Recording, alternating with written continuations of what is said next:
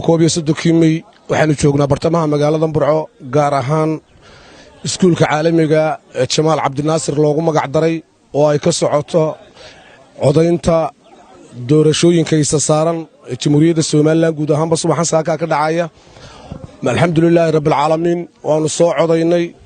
si nabadgelyo u socotaa si habsamiyo bay u socotaa dadka waa arkaysaan jawigoodu wuu faraxsan yahay meel kasta oo ummadda Soomaaliland joogto iyo ummadda afka Soomaaliga ay ku hadashaba waxaanu leenahay nabadgelyada socota doorashada socota alla isugu soo duceeyo kuwa warabka ku jiro kuwa dagaaladu dhex marayaan kuwa kale caadiga